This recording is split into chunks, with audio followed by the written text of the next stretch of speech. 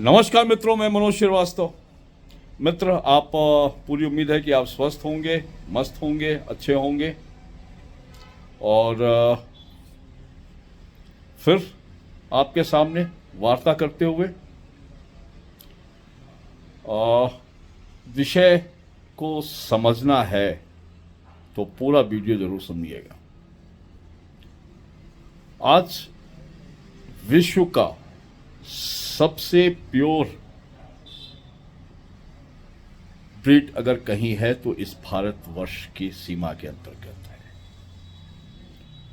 और वर्षों से, हजार वर्ष से ज्यादा हो गए इस सुंदर ब्रीड को खत्म करने की एक साजिश चल रही है। दुनिया हमारे ऊपर आक्रमण की, हमको तहस नहस किया, हमारे मंदिरों की व्यवस्थाओं को लूटा और हमारे ही लोगों को धर्म परिवर्तन करा के हमारा शत्रु बनाने का प्रयास किया। जैसा कि आप अभी देख रहे हो कि बंगाल में एक व्यक्ति बाबरी मस्जिद बना रहा है। मस्जिद बनाइए, अच्छी बात है, लेकिन बाबरी नाम लेना, बाबर कौन आपका अपना था? बाबर एक लुटेरा था, भारत में लूटने आया, 13,000 सेनाओं को लेकर उसने भारत का बादशाह बन गया। और वो इसलिए कर पाया क्योंकि भारतवर्ष के अंदर जातीय भेदभाव की एक बयार चल रही थी। SC में आपस में लड़ाना कि तुम पासी हो, तुम वाल्मीकि हो, तुम मोहर हो, तुम ये हो, तुम वो हो, उनको आपस में लड़ाना, उनको आपस में क्रैश करा। पिछड़े वर्ग में भी आपस में बैर कराना। उसके बाद बचे सामान्य वर्ग या सवर्ण वर्ग, जिसको आप कहते हैं। सवर्ण वर्ग के खिलाफ एक भारतवर्ष के अंदर एक वातावरण तैयार करना। वो सवर्ण वर्ग जिसने भारत को राह दिखाई। सवर्ण वो है जो शिक्षित है, ये किसी उससे नहीं आता। जो समृद्ध है, जो शिक्षित है, जो विद्वान है, वो सवर्ण है, वो चाहे वो किसी भी वर्ण का हो। अब इसको अलग करना समाज की दृष्टि से, एक वो प्रबुद्ध वर्ग को समाज से काटने की साजिश चल रही है।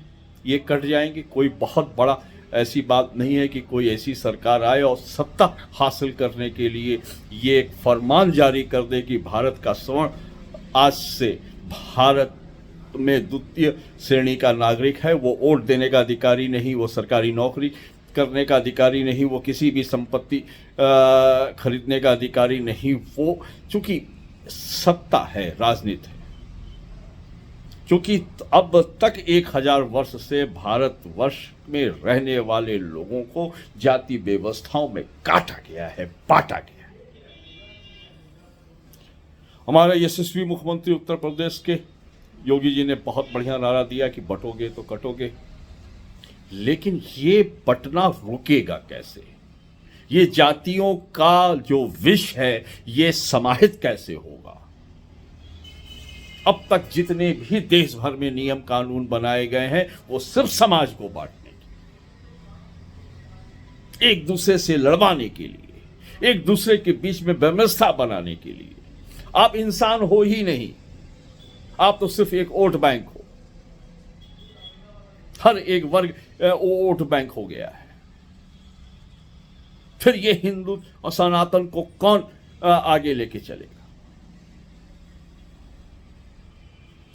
मेरी चिंता ये है कि आज हिंदू समाज को एक करने के लिए मेरे पास एक सूत्र है कि वो समृद्ध हिंदू हो।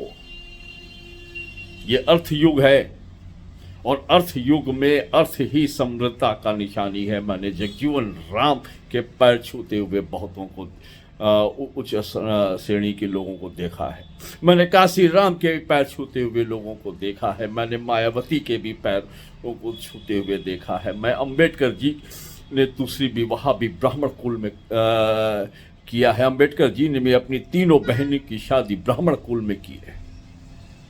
चाहे वो कोई भी हो, एक वर्ग एक स्तर पर उठने के बाद वो सब सवर्ण हो जाते हैं, इसलिए वो दूसरे जगह जाते हैं। आज हम सब एक मुट्ठी कैसे बने, और मेरी चिंता राजनीतिक ये व्यवस्था नहीं है, सिर्फ हिंदू समाज के लिए है। अगर इसको आप राजनीतिक चश्मे से देखते हैं तो देखना बंद कर दीजिए अभी तुरंत मेरा वीडियो। मेरा ये चेतना हिंदू समाज से है, चाहे वो हिंदू समाजवादी पार्टी का हो, चाहे बहुजन समाज पार्टी का हो, चाहे कांग्रेस का हो, चाहे वो बीजेपी का हो, चाहे वो किसी भी संगठन का हो। अगर हिंदू है तो उसकी ये पीड़ा होनी चाहिए। आपको जातियों में काट के, आपको जातियों में बांट के, आपको मूल नाश करने की साजिश, और ये समृद्ध हिंदू बनेगा तब जब हमारे ही मंदिरों में चढ़े हुए पैसों का, हमारे बेरोजगार बच्चे या जो बड़े इंडस्ट्रीज हैं उनके पास अच्छी योजनाएं हैं, इनको ब्याज मुक्त ऋण देने की सुविधा दीजिए, इनको आगे बढ़ाइए। मुफ्तखोरी की व्यवस्थाओं को बंद किया जाए। हिंदू अपने पैसों का, अपने धर्म का प्रचार करने की स्वतंत्रता हो। मैं सरकार से कोई मांग नहीं कर रहा, सिर्फ ये मांग कर रहा कि जितने मंदिर हैं इनका एक नेटवर्क हो। इसके चढ़ावे का निर्णय चूंकि हिंदू चढ़ाता है तो वो हिंदू ही करे, हिंदू हित में करे। हमारे पैसों का दूसरे मजहबों को देना दान, ये अब हिंदू समाज बर्दाश्त नहीं करता। मेरा विरोध नहीं है किसी भी सरकारी व्यवस्थाओं से, मैं सिर्फ एक आम हिंदू, आम सनातनी मैं मांग कर रहा हूं। और आप कहोगे कि आप सरकार से क्यों नहीं कह रहे हो? सरकार भी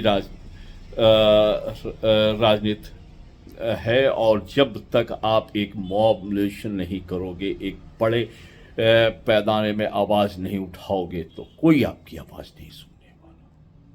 और ये उम्मीद हम सिर्फ अपने ही सरकारों से कर सकते हैं, क्योंकि हम वोट उनको देते हैं, हम उनको समर्थन उनको करते हैं, उनको दिल में बैठा के रखते हैं, तो मांग भी हम अपने से ही करेंगे। लेकिन मुझे मालूम है कि जब तक समस्त हिंदू समाज एक मुट्ठी होकर अपनी आवाज नहीं उठाता, तब तक उनको भी नहीं समझ में आएगा, क्योंकि हम तो इंसान है नहीं, हम तो वोट बैंक हैं।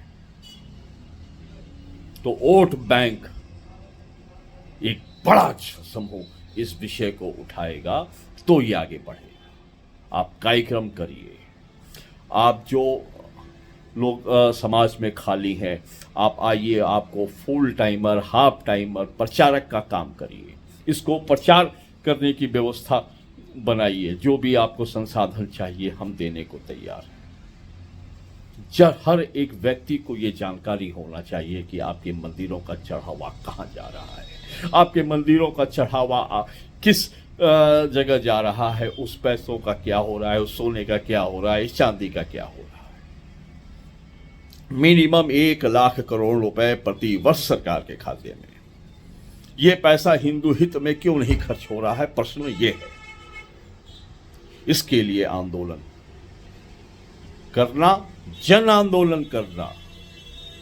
आप हमको मानो या ना मानो, आप अपने औलाद को मानते होगे, आप अपने आने वाली पुस्तों को मानते होगे, आप अच्छे भाई होगे, अच्छे बाप होगे, अच्छे जो भी हो, सबसे पहले अपने घर को सोचो।